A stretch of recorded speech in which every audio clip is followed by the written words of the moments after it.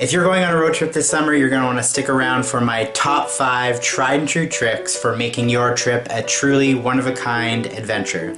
Hello everyone, my name is Alex Haney and this is the place for outdoorsy queers to connect and share. Now, most of my camping trips are wilderness trip, but I also really love a good road trip, and I always incorporate camping into them in a huge way. So I've done a lot of road trips, but my 2 most notable ones were a 2-week-long camping style road trip in Baja, Mexico, and last summer I did a 6-week road trip around the eastern United States.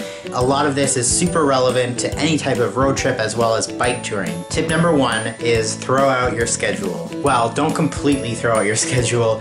It is nice to have somewhat of an idea of where you're going and what you want to see and have a bit of a framework to work around, but scheduling the entire trip, from experience, it is just way too restricting and stressful.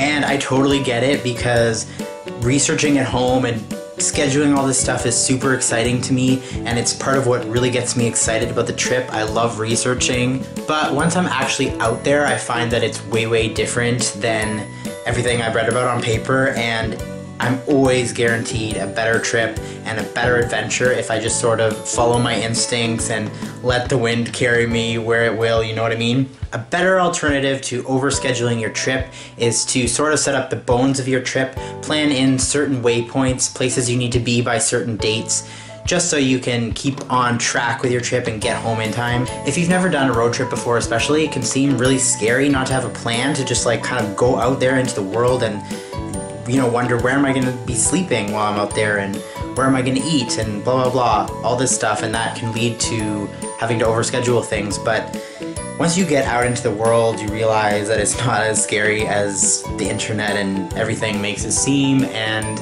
it's part of the adventure. Tip number 2 is connect with locals.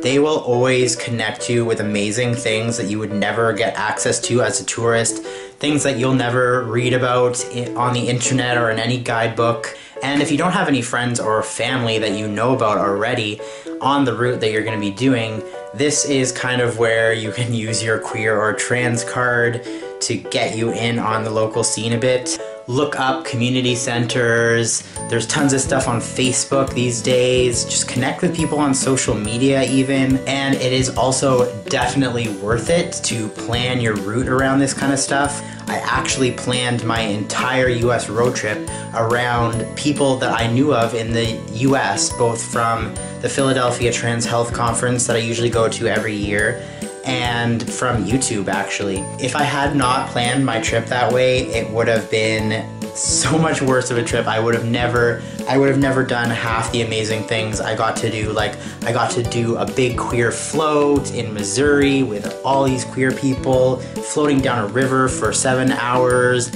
exploring caves. I would have never gotten to try a home-cooked meal in southern Georgia. My friend Gabe cooked me up some catfish and hush puppies. That was definitely a highlight of my trip. I would have never been able to try out surfing with my friend Charles in Florida. And there's a million ways to be creative about how to connect with locals. Like, when I was in Mexico, I didn't know anybody, so I didn't actually plan to connect with any locals, but I did happen to have a guide for part of my trip, and he had talked about this friend he had who ran a ranch up in the mountains.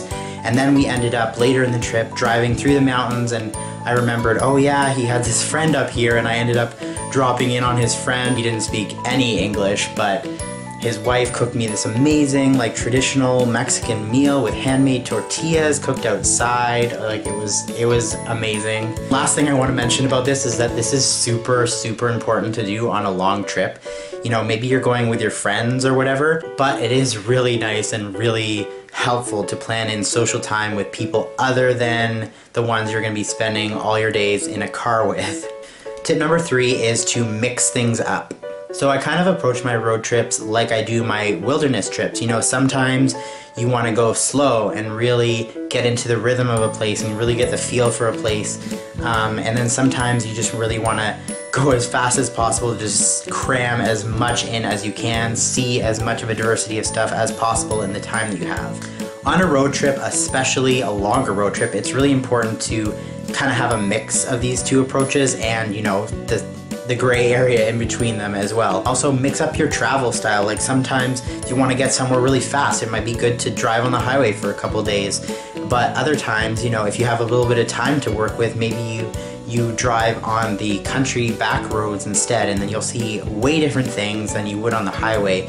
You know, sometimes maybe you stay in campsites that have a lot of amenities like running water, showers, toilets, all that stuff.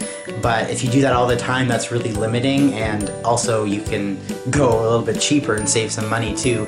And it's fun to mix it up and sometimes go to the campsites that have less amenities or no amenities.